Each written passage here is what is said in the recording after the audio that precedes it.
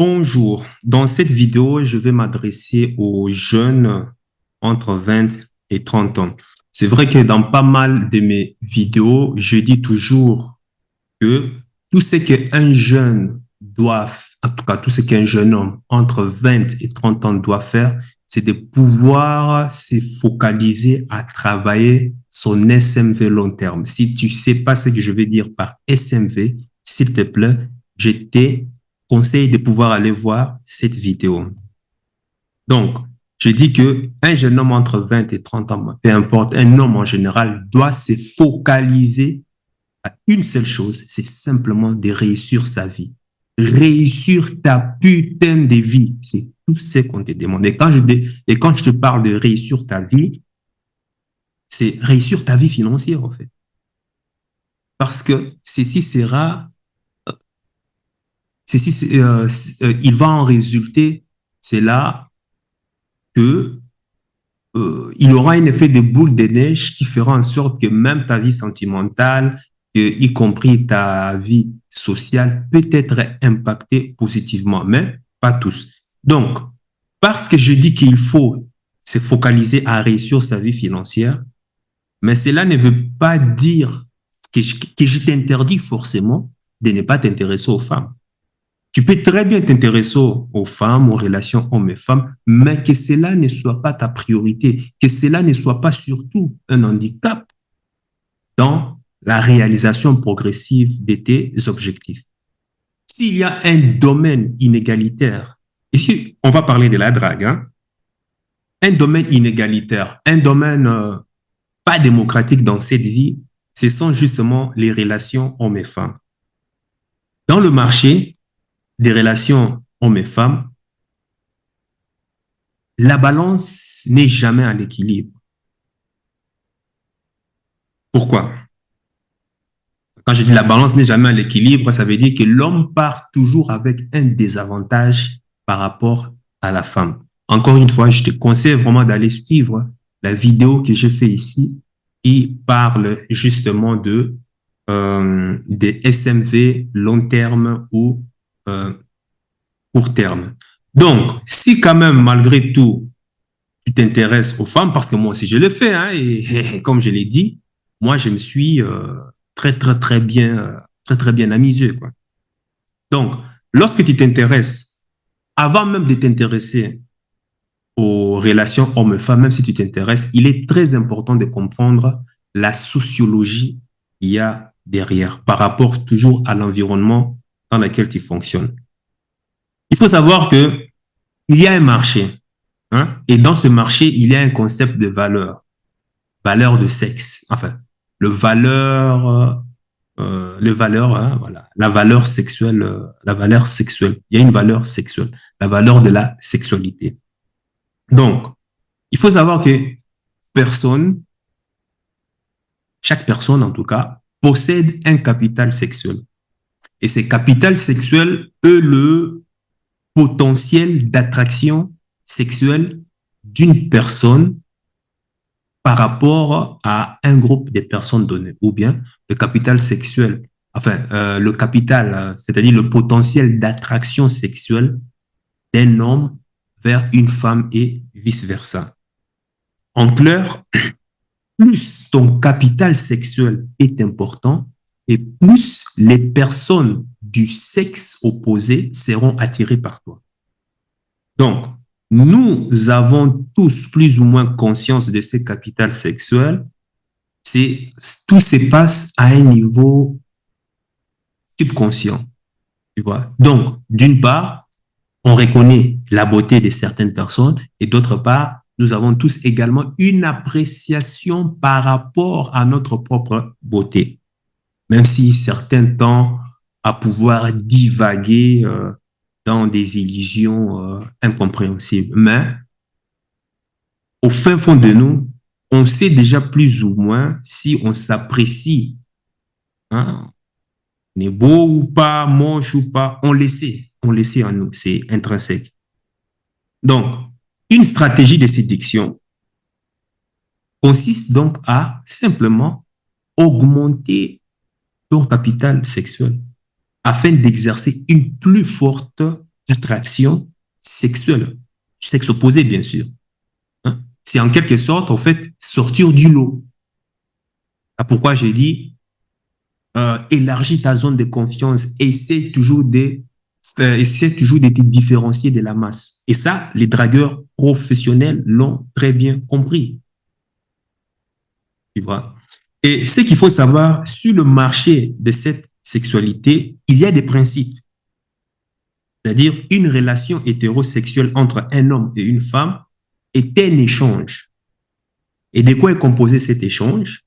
D'une part, la femme, c'est une vendeuse et l'homme est un acheteur.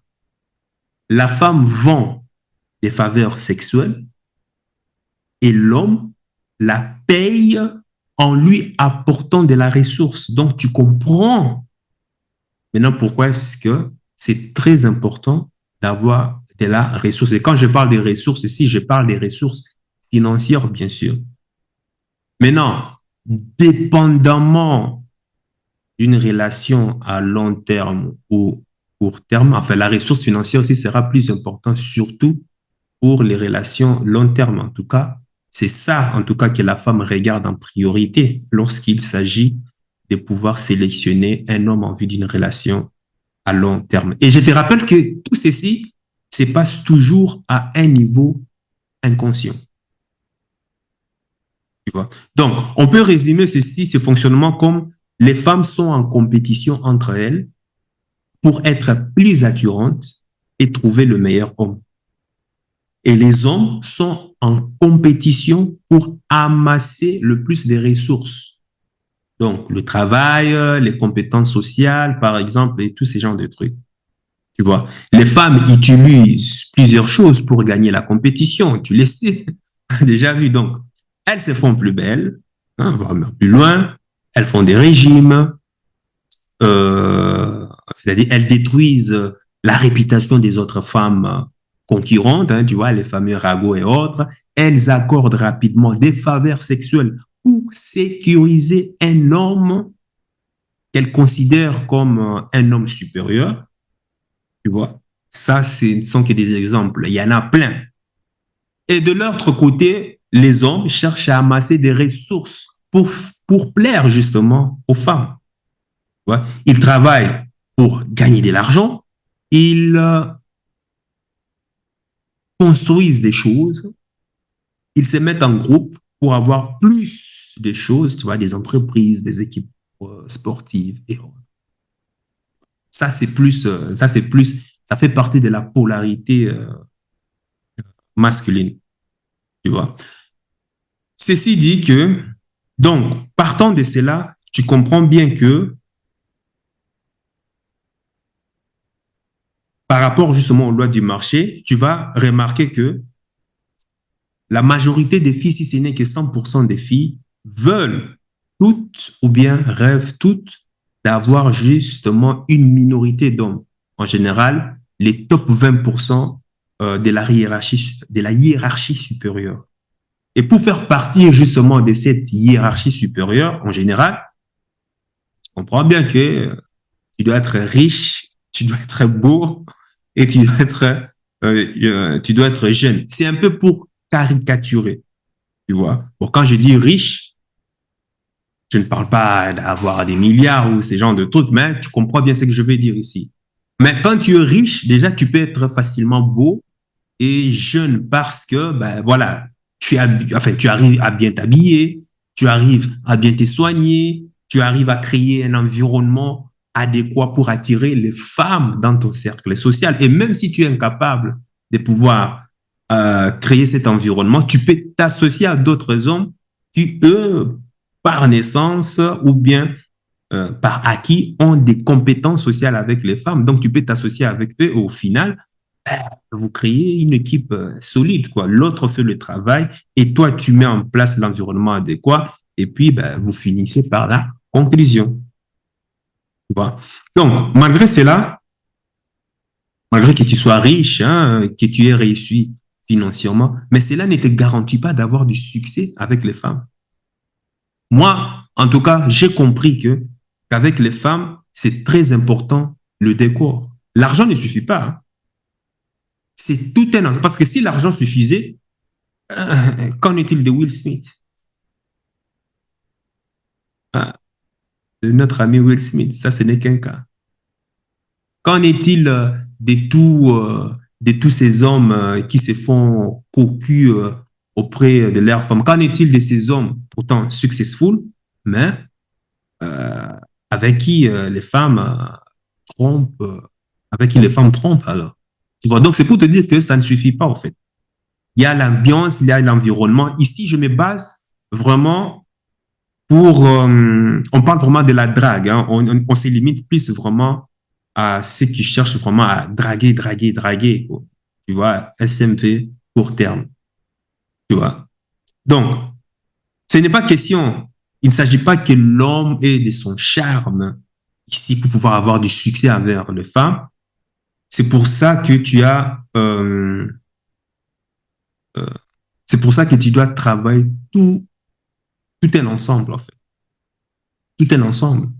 Tu vois. Tu as le mec qui est bien habillé, mais qui a la bagnole de sport, la maison de campagne, et tu connais des bons restaurants, et tu as encore la chat, tu as un statut social. Bref, c'est tout un ensemble qui rentre en jeu. Donc, à chaque fois que tu additionnes tous ces éléments, tu es sûr, en tout cas, de conclure avec la majorité des femmes.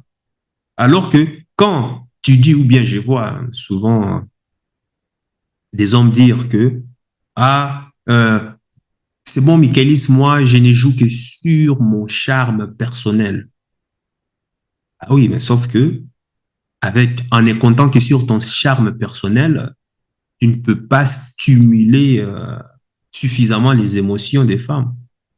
Tu vois? Et de manière statistique, tu ne concluras pas avec beaucoup de femmes.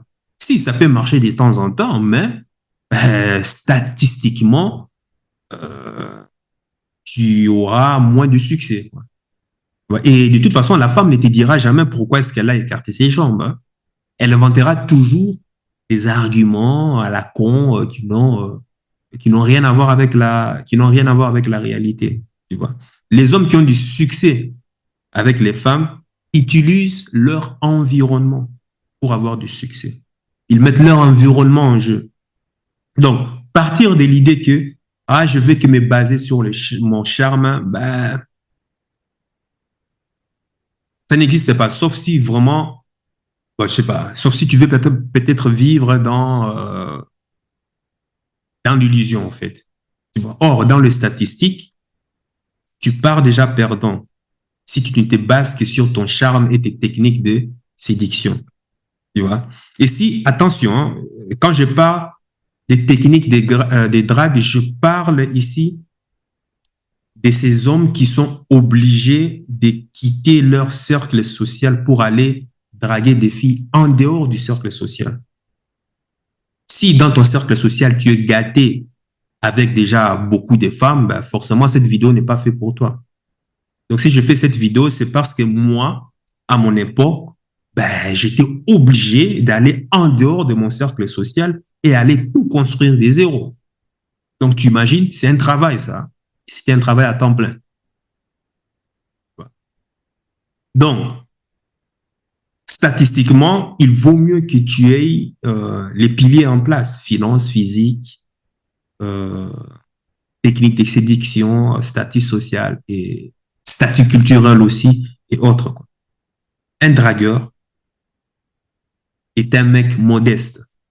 Il ne se dit pas que oui, j'ai un énorme potentiel de séduction, c'est bon, je suis le meilleur de tous. Non, un dragueur sait que la séduction, euh, enfin le succès en tout cas en séduction peut venir un peu de tout en fait, un peu de son physique, un peu de sa personnalité, mais aussi de tout un dispositif qui fait que la logistique est pratique pour pouvoir faciliter la conclusion avec la fille. Tu vois? Parce que si tu ne te bases que sur les techniques de séduction que tu as apprises, et crois-moi, j'en connais énormément. En théorie, les mecs sont calés, hein. Les mecs sont très, très, très, très forts. Et en pratique, zéro, quoi. Et en plus, ce sont la majorité des mecs qui te vendent des coachings de séduction et qui se font de l'argent avec. Tu imagines? Tu imagines ce que c'est? Donc, draguer, parce que quand tu sors, parce que je vois aussi des arrogants énormément beaucoup sur YouTube, parce que quand tu sais que tu dragues, quand tu sais que tu es souvent à la rue et autres, ça demande une certaine humilité, beaucoup d'humilité même. Parce que le temps passé, les efforts que tu dois faire, déjà la préparation que tu dois mettre en place. Quelque part, c'est un travail à temps plein. Voilà pourquoi je dis c'est un travail à temps plein. Parce que déjà, avant déjà d'aller d'avoir dragué, il te faudra être sûr que dans ton environnement, que tu prépares la logistique de telle sorte à pouvoir faciliter le processus sur les différentes étapes. Lorsque tu seras dehors, jusqu'à la conclusion chez toi à la maison. Tu vas devoir tout préparer. Comme disait l'autre, d'avoir un plumard. Tous ces éléments, les ambiances, les lumières, les trucs adéquats, des petits trucs vraiment, tu te dirais à la limite banal, mais des trucs vraiment un peu banals, mais crois-moi, qui sont très importants pour pouvoir conclure avec les filles. Tu vois. Donc, draguer, pour moi, c'est déjà un travail. Et voilà pourquoi je te conseille, au lieu de gaspiller ton temps, ta vingtaine, à pouvoir se focaliser sur ça, certes, tu peux apprendre de la psychologie, tu peux apprendre des techniques de séduction et de temps en temps pratiquer, mais il ne faut pas en faire un objectif principal de vie, quoi. Tu dois vraiment te focaliser vraiment à d'abord réussir tes finances. Et tu feras, ça va être d'une très grande utilité pour ensuite transiter sur voilà, le monde de la séduction, comprendre la psychologie et autres. Et puis, lorsque tu seras sur le terrain, tu verras que les choses seront plus faciles.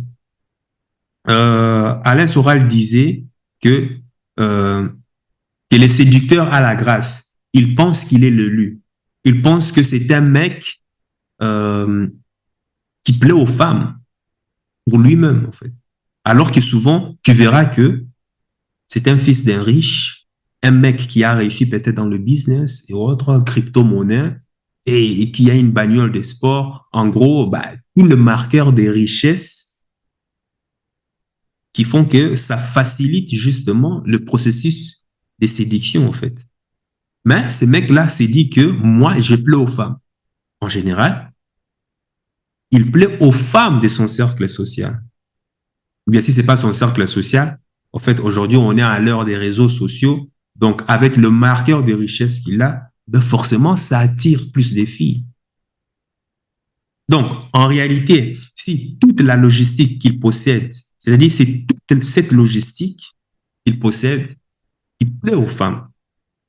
Ça peut être son chalet pour aller skier, ça peut être sa villa à la plage pour aller faire des randonnées estivales et autres. Donc, c'est tous ces lifestyles qui attirent les femmes. Alors, la femme s'imagine à avoir avec toi un style de vie voilà, qu'elle trouve, qu'elle va le plus kiffer, quoi, tu vois. En réalité, l'argent en lui-même n'intéresse pas les femmes. Sauf si vraiment c'est une femme qui a vraiment une polarité masculine. Bon, ça c'est un autre sujet. Tu vois. Un dragueur va séduire les femmes en dehors de son cercle social. Et là, ça demande des couilles, hein. Il sait que les probabilités de réussite sont très faibles. D'où le fait de jouer sur le nombre. Et ceci engendre justement de la modestie, de l'humilité. Tu comprends que avec l'expérience, tu finis par comprendre que, ben écoute, la femme n'est pas magique, hein. Elle chie comme tout le monde. Elle pète plusieurs fois comme tous ces animaux de compagnie. Donc, c'est un être humain. Enfin, c'est un être humain normal comme madame et monsieur, tout le monde, en fait. Un dragueur les prend, c'est-à-dire, un dragueur ne les prend pas pour ce qu'elles ne sont pas, en fait.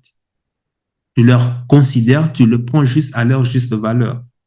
Déjà, elles-mêmes savent qu'elles sont désagréables, qu'elles sont dangereuses, grognasses, folles, furieuses, chiantes. Le dragueur les prend juste pour ce qu'elles sont. Mais l'homme moyen, qu'est-ce qu'elle fait? L'homme moyen les met sur un piédestal. Un vrai, un vrai dragueur, c'est que pour avoir une maîtrise de la psychologie féminine, c'est-à-dire c'est le fruit de plusieurs échecs, plusieurs rejets subis avec les femmes. Maintenant, tes vidéos YouTube, sur les réseaux sociaux, où on voit des super gourous qui n'ont que 100% des chances avec les femmes, désolé, ça, pour moi, c'est faux. Soit ce sont des mises en scène, arrangées, des montages, ou soit ces gourous ne ciblent que les femmes qu'ils connaissent.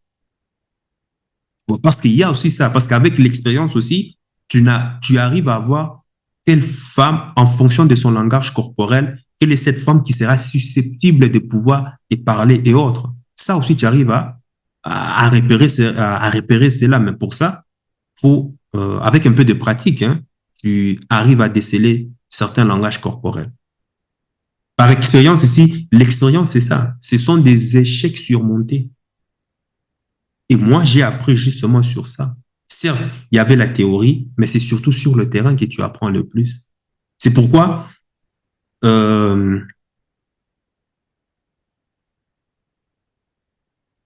j'ai dit souvent que on n'apprend toujours pas parce qu'au moment où est-ce que tu es en train de séduire, mais c'est toujours après.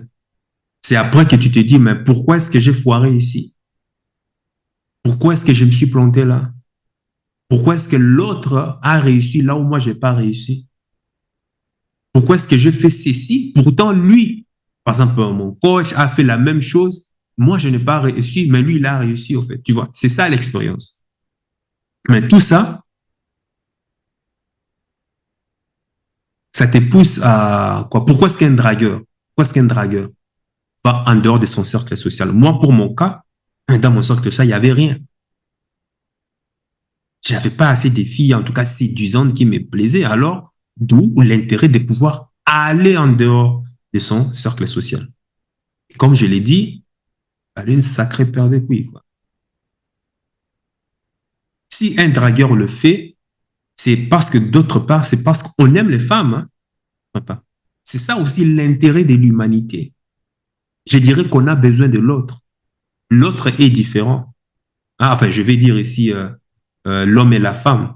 Et ce chemin vers l'autre est un chemin de souffrance, d'initiation, mais aussi de connaissance.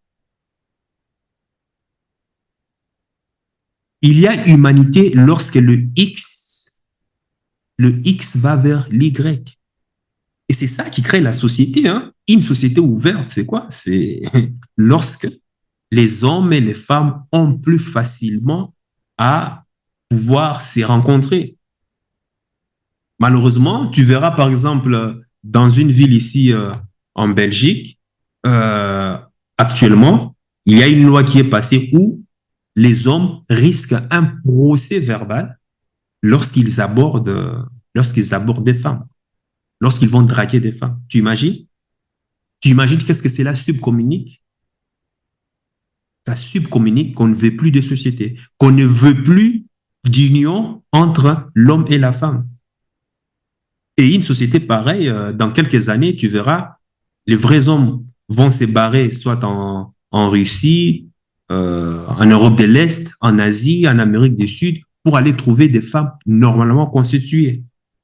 Et les femmes vont se retrouver où? Ah ben, dans les cimetières des éléphants.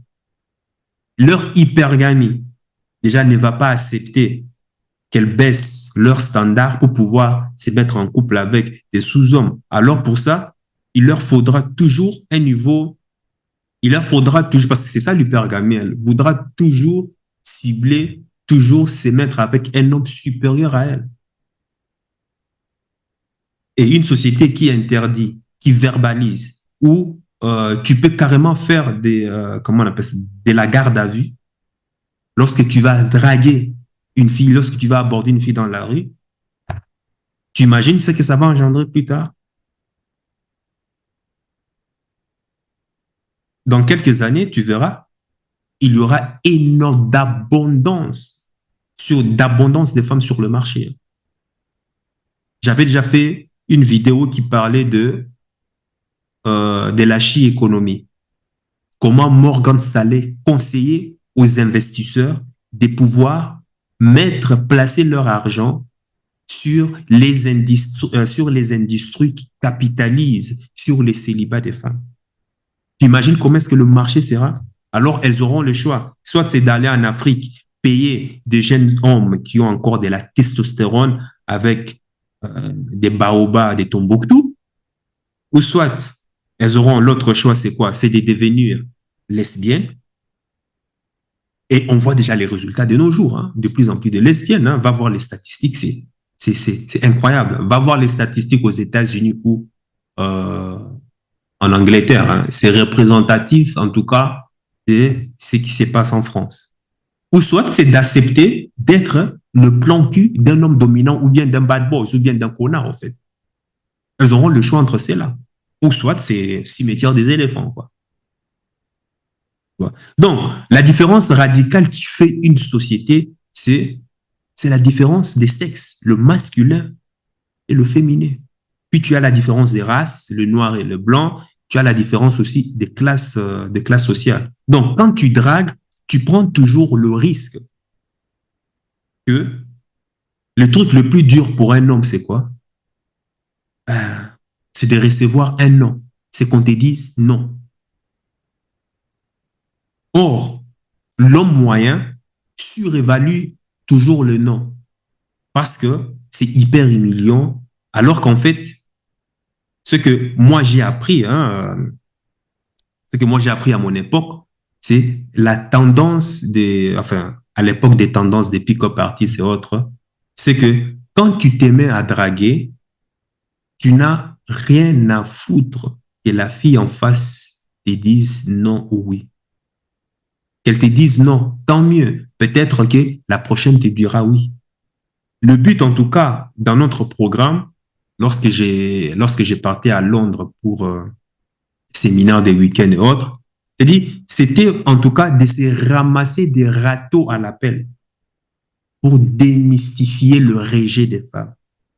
Et rien que ça, tu pouvais passer un mois à t'entraîner pour ramasser des râteaux en pleine tronche, t'imagines? Et crois-moi, j'en ai bavé.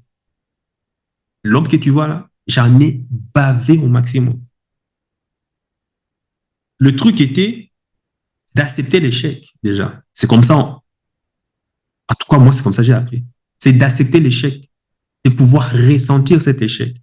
C'était ça le premier chemin du dragueur.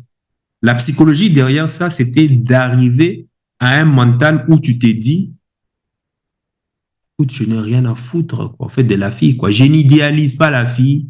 Et forcément, bon, enfin, statistiquement, un homme fort en séduction de rue, il soulève une fille sur 3. Donc, il a 70% d'échecs. Et ça, c'est déjà le top des gourous, hein. Parce qu'un homme moyen, il a lui 98% d'échecs.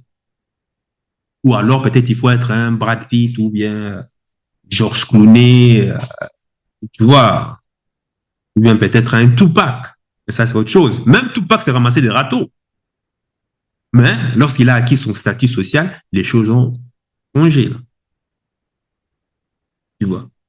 Et même moi d'ailleurs, à la base, lorsque j'ai dragué, enfin, à l'époque où j'ai dragué de manière impulsive, ben, écoute, ouais, 1 sur 3, quoi, en fait, hein. Une chance sur 3. Donc, je dirais, sur 10 tentatives, ben, je n'avais quoi, sur dix abordages, je concluais une ou deux, hein. Alors, pour ce faire, j'ai misé, on nous conseille toujours de miser sur le nombre, en fait. Au lieu d'aborder 10, il fallait aborder une 60, en fait, dans la semaine. Et il fallait sortir tous les jours. Tous les jours. Donc, tu vois, plus tu multipliais comme ça le nombre, enfin, plus tu multipliais, tu jouais sur le nombre, plus tu avais plus de succès. Et les gens croyaient que, ah oui, tu as plus de succès, t'es chanceux, alors que les gars ne voyaient pas le fait que chaque soir, je sortais dans le pub, chaque soir, je sortais pratiquer avec d'autres wingman. Wingman, c'est des compagnons des dragues et autres. Bah, il fallait oser. Donc, au vu de tous ces challenges, un dragueur, tu vois, a toujours une démarche d'humilité. Parce que tu sais que c'est difficile, parce que tu sais que tu te ramasses tellement plein de râteaux. Ben voilà, c'est OK, quoi. J'aime les femmes, mais c'est OK.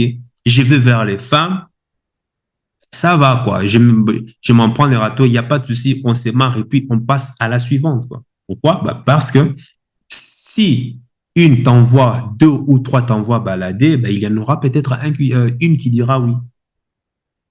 Et le truc le plus viril, je dis bien le truc le plus viril qu'un homme puisse faire, c'est ça. C'est, c'est par quoi je suis passé, quoi. C'est-à-dire aller vers l'autre.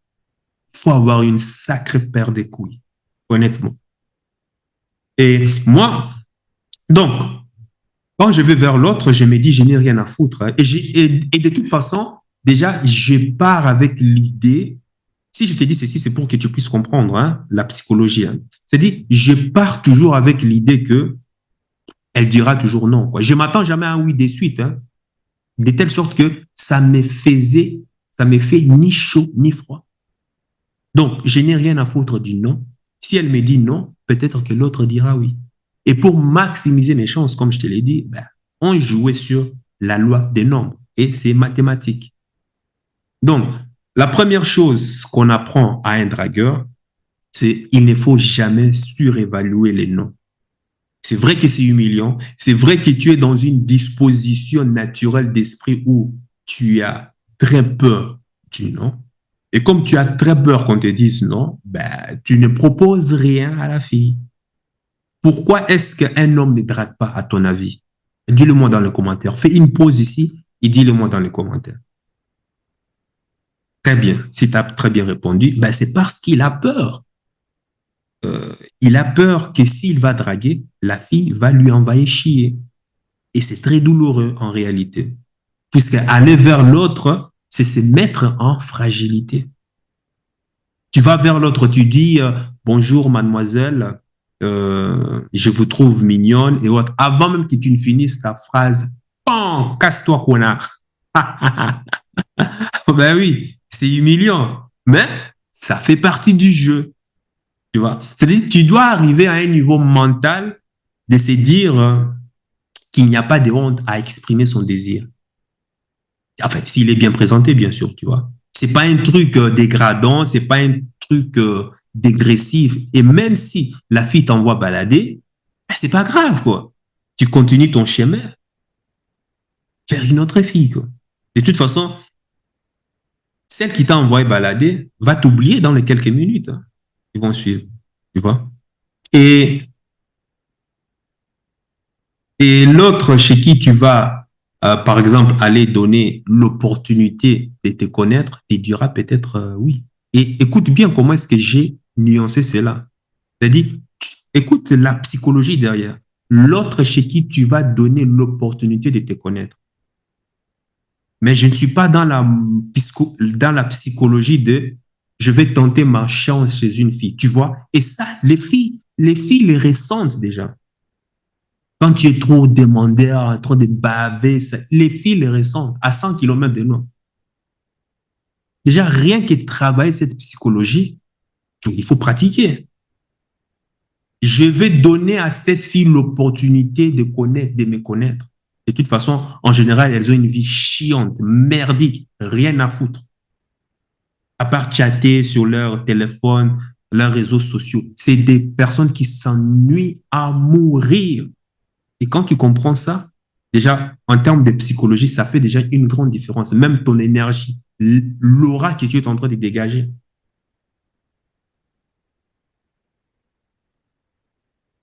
Tu vois. Et ça, c'est des choses que nous, on a appris, enfin que moi, je suis en train de te partager aussi. Tu vois. Et il faut savoir aussi qu'il y a une autre catégorie de femmes qui seront, enfin, cette catégorie de femmes sera respectueuse du fait que tu viennes les aborder. Et parmi cette catégorie de femmes, en majorité, tu vas trouver les plus belles filles, les plus belles, les tops des tops en général. Le truc avec les belles filles est que certains hommes tournent autour, mais ne vont jamais droit au but. Beaucoup d'hommes n'osent même pas leur aborder parce qu'ils sont intimidés par leur beauté. Et toi, tu viens, tu vas direct droit au but. Bonjour, j'étais en train de passer, enfin, j'étais en train de marcher et je t'ai vu. Et la première idée qui m'est passée par la tête, c'est de pouvoir coucher avec toi. Et là, tu marques une pause et tu la fixes droit dans les yeux. Et puis tu continues, mais ben voilà, je ne te connais pas assez pour pouvoir avoir des rapports sexuels avec toi. Qui ne me dit pas que tu es une tueuse en série ou bien que tu es une folle furieuse ou bien une psychopathe ou ces genres de trucs, quoi. Et qui ne fait que collectionner des bits comme trophée ou bien qui ne fait que collectionner voilà, des hommes à l'appel. Et là, tu marques une pause. Tu attends voir sa réaction. Droit dans les yeux, tu la fixes, quoi. Comment va-t-elle réagir? Si elle sourit et autres, et là, maintenant, tu enchaînes avec la suite. Donc, je ne te connais pas assez, ben, dis-moi, voilà, quelles sont trois qualités? Comment est-ce que tes amis te trouvent? Quelles sont les qualités que tes amis te trouvent? Donc, tu vois, tu enchaînes comme ça et ainsi de suite. Ben, voilà, soit ça passe, soit ça casse, quoi. Mais en général, les belles filles seront vraiment te dire vraiment merci. Ah, enfin, un qui sort du lot. Parce c'est-à-dire aborder de cette façon les belles filles te donne de la valeur. Alors que les autres mecs ne font que, pourquoi? Parce que les autres mecs ne font que tourner autour, comme des trouillards. Et ça, les filles les ressentent, hein, je t'ai dit, elles les sentent de loin. Les belles filles savent qu'elles foutent de la trouille aux hommes. Et quand tu n'es pas confiant, elles te sentent à 100 kilomètres avant même que tu n'ouvres la bouche. Elles analysent ton langage corporel de loin. Et elles sont très fortes en ça. Tu vois, la psychologie d'une fille très belle et une demi-boudin ou une baraki et autres, c'est pas pareil. Hein. On n'est pas dans la même ligue là. Hein. Là, c'est la Ligue des champions et les autres, c'est la Ligue du quartier. Quoi. D'ailleurs, quand une femme te plaît vraiment, c'est là a tendance à te désarmer. Tu bégayes, tu transpires, tu as des palpitations, alors que, imagine que si c'est une demi-boudin, tu n'as rien à foutre, quoi, tu vois. Et donc, justement, l'idée dans ma formation que j'apprenais, c'était d'arriver à draguer justement les belles filles comme si c'était des demi-boudins ou bien des barakis, quoi. Et pour arriver à ces niveaux, cher ami, crois-moi, ah, oh, c'est tout un travail. C'est un travail à temps plein. Tu vois. Et je me souviens même d'un week-end où on devrait faire une session en boîte de nuit. Et déjà, tu me connais, moi, je déteste les boîtes de nuit. Déjà, en raison d'une compétition qui est déjà très féroce, parce que tu as tous les éléments réunis dans une boîte de nuit pour ne pas faciliter la drague, la séduction avec les filles.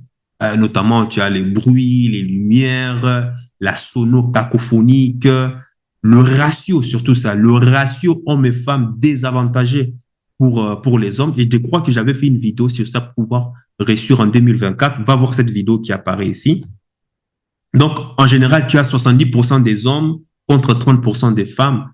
Et comprends que pour choper, c'est pas évident. Et en boîte de nuit, ceux qui ont la cote, ceux qui chopent vraiment les gonzesses, sont les hommes qui ont des marqueurs SMV court terme très développés. SMV court terme, c'est quoi? Déjà, ce sont des hommes qui se différencient par rapport au look, déjà. Les hommes qui ont le game et les hommes qui ont le statut en troisième position. Et dans cette boîte de nuit, je me souviens, qu'est-ce que moi je faisais? Ben, parce qu'il fallait sortir du lot, il fallait trouver autre chose. Eh ben, en général, moi, je partais toujours aborder les filles à la sortie des WC. Devant la porte des WC des femmes, j'attendais là, au fait. Ben, pourquoi? Parce que quand les filles sortent, quand les filles sortent, ben, soit elles viennent de pisser, soit elles viennent de chier, quoi.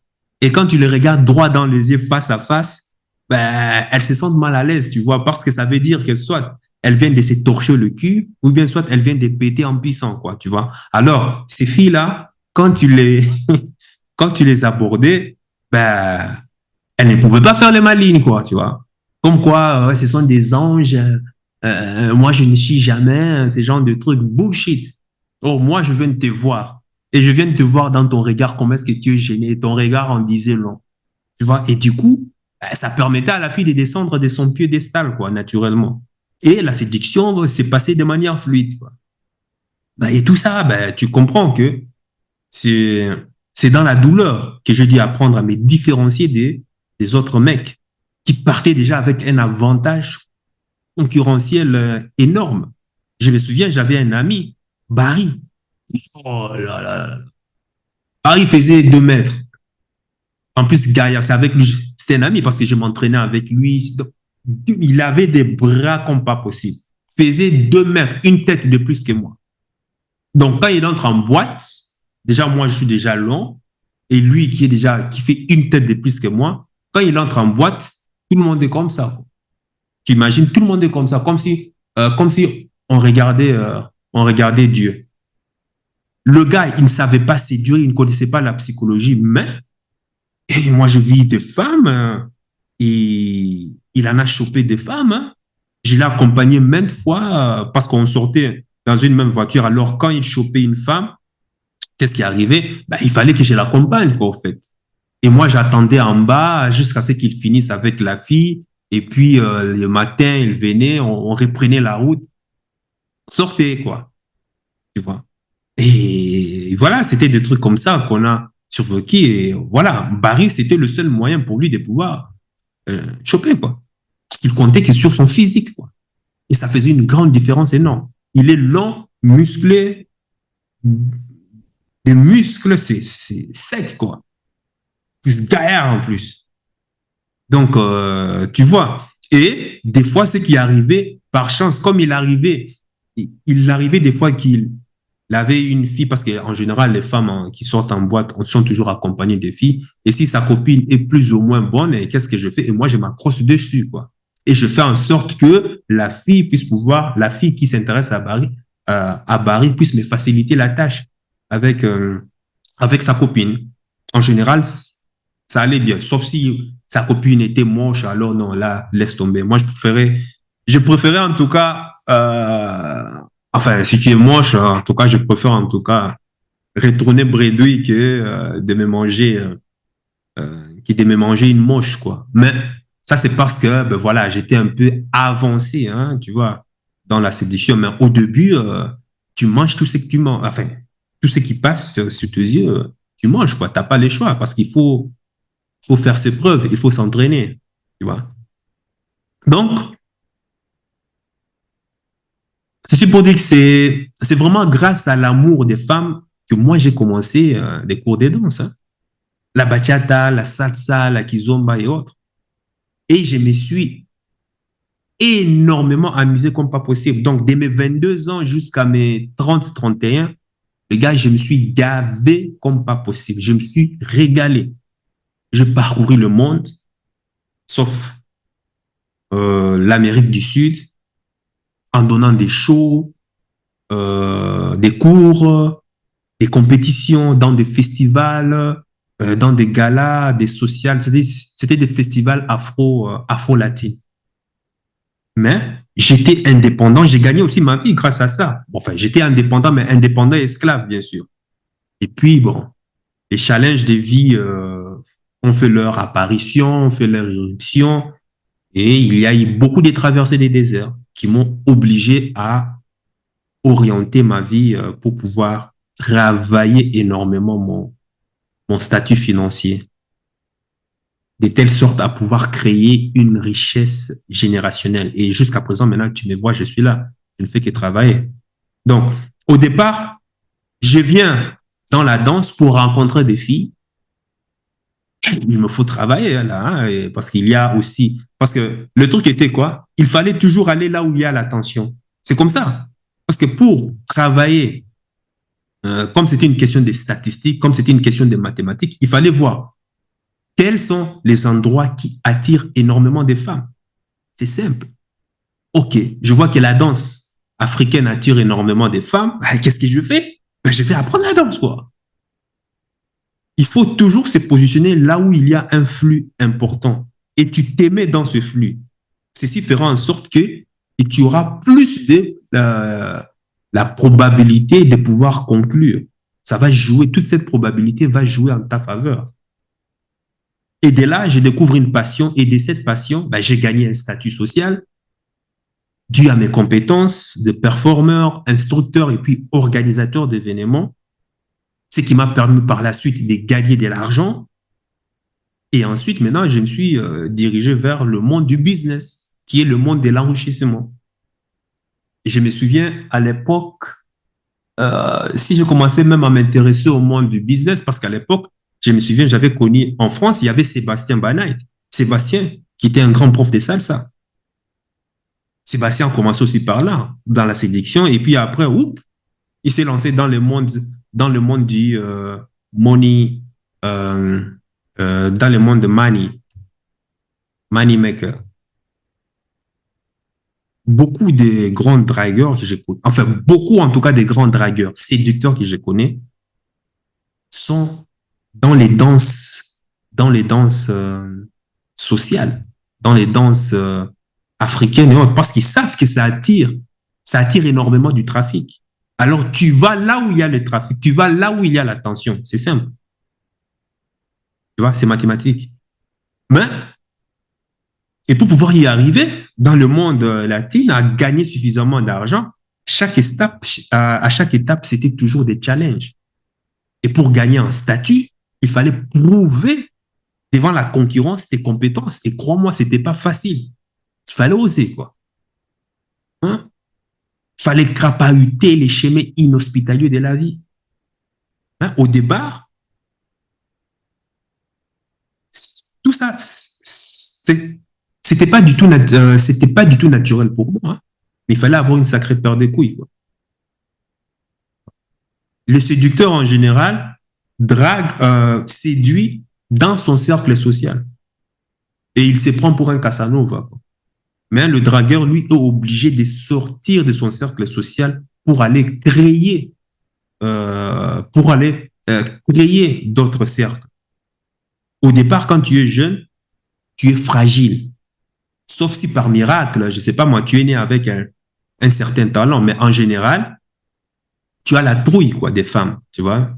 Tu n'es pas forcément sûr de toi, tu es dans un milieu de concurrence féroce, euh, et ce n'est pas les femmes qui vont t'aider à te développer. Hein, quand tu as entre 20 et, 20 et 30, enfin 18 et 30 ans, tu n'as pas vraiment trop confiance dans la vie.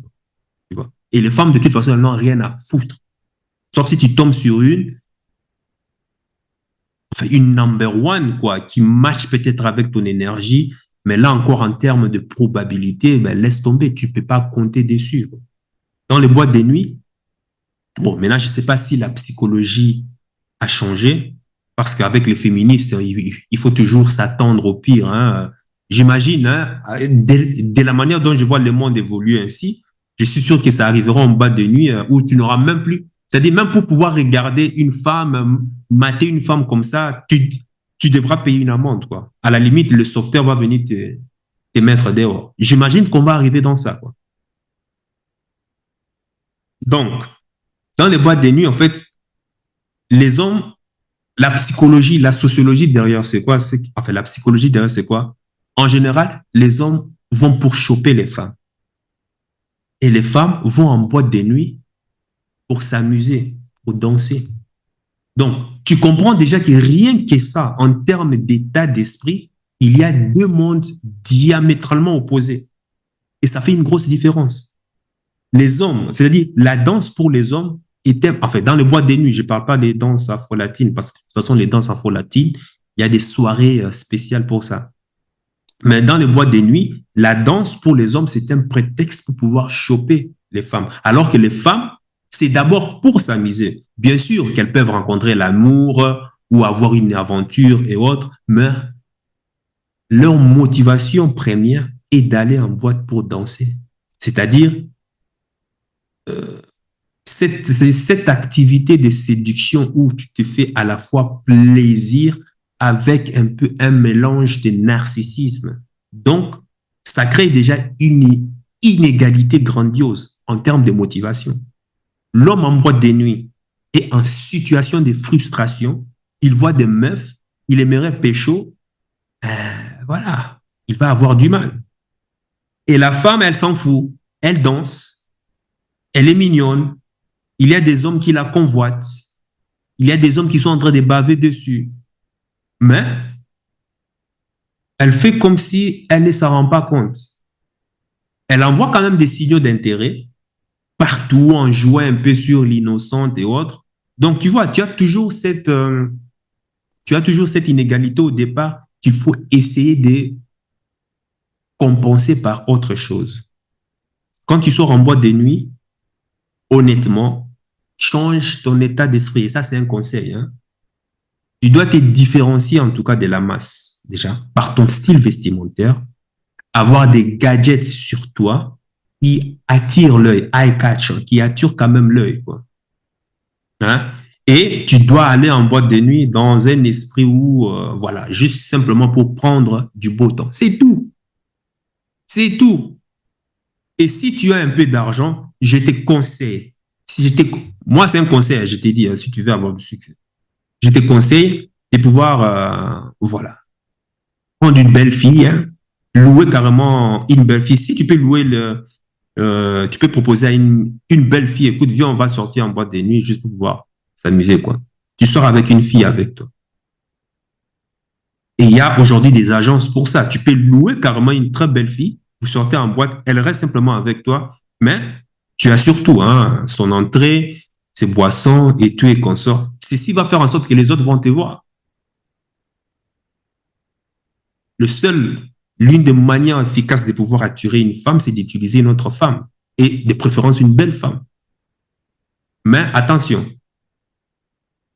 parce que quand tu es avec une femme, les autres femmes savent si la femme avec qui tu es est avec toi simplement pour profiter de toi, ou bien que réellement que la femme qui est avec toi, c'est vraiment waouh, qu'elle te kiffe, quoi.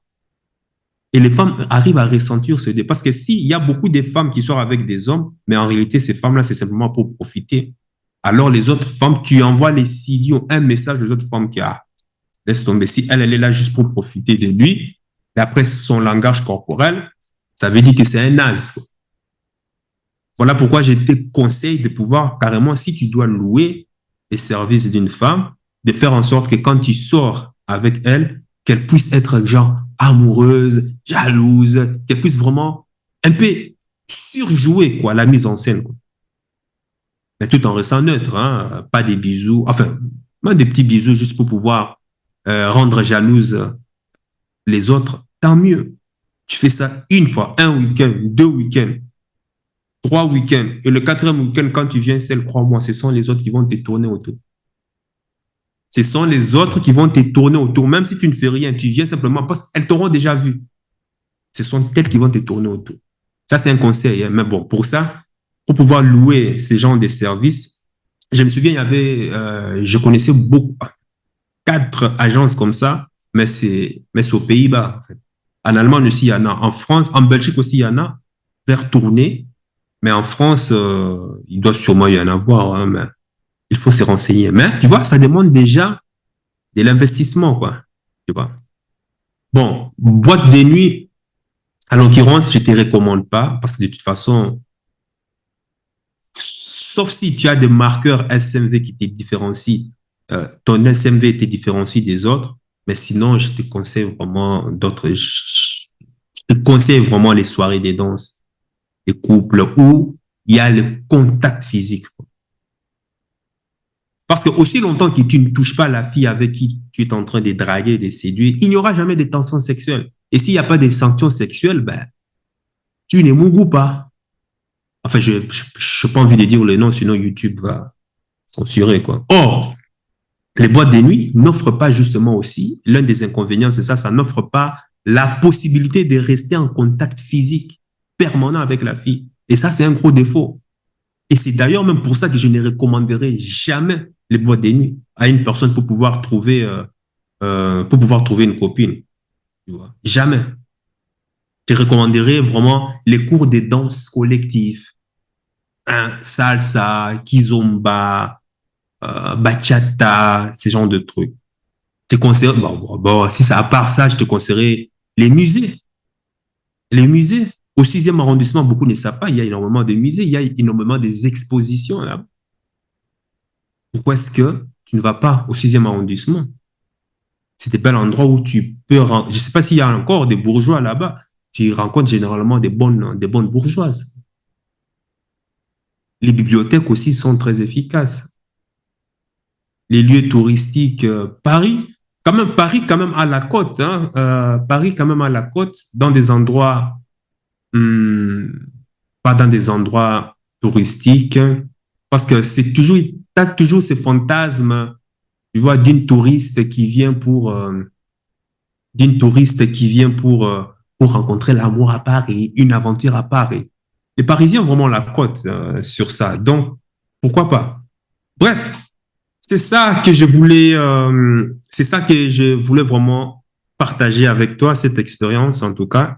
Si tu dois t'intéresser à la psychologie féminine, tu dois t'intéresser aux femmes, mais cela ne doit pas être ton objectif de vie. Tu auras plus de chances que si tu mets ton énergie sur ton statut financier. Et à côté de cela, de temps en temps, ben voilà, tu vas pratiquer ton game quoi, sur le terrain. Ça serait encore magnifique. C'est le top des tops. Moi, si je savais ça, j'allais me consacrer dès la vingtaine, dès le début. Malheureusement, j'ai connu le business en ligne plus tard, c'est tardivement que j'ai connu ça. J'ai connu le business très tard. Si j'avais su vers la vingtaine, actuellement, je ne serais pas ici. Tu vois? Donc, j'ai connu énormément de femmes à l'appel, mais à court terme, c'est très bien, mais à long terme, tu vois que le SMV long terme, tu te rends compte que le potentiel d'attraction, c'est-à-dire les femmes, c'est-à-dire comme potentiel d'attraction, la femme regarde le statut financier pour pouvoir se projeter avec toi et aussi la progéniture qu'elle aura avec toi. Donc, le statut financier est très, très, très important, quoi. Tu vois? Donc, c'était ça que je tenais à partager avec toi. Bon, prends cela comme un conseil hein, entre euh, grand frère envers un petit frère, ou bien entre copain, ou bien, pourquoi pas, entre petit frère envers son grand frère. Donc, et toi, dis-moi dans les commentaires, où tu en es aujourd'hui avec tes compétences sociales envers les femmes. À quel niveau de vie es-tu là actuellement? Ceci dit, sache que ton cœur sait déjà, c'est que ton cerveau essaie de comprendre. Suis la voie de ton cœur. Il connaît déjà le chemin. Ciao, ciao.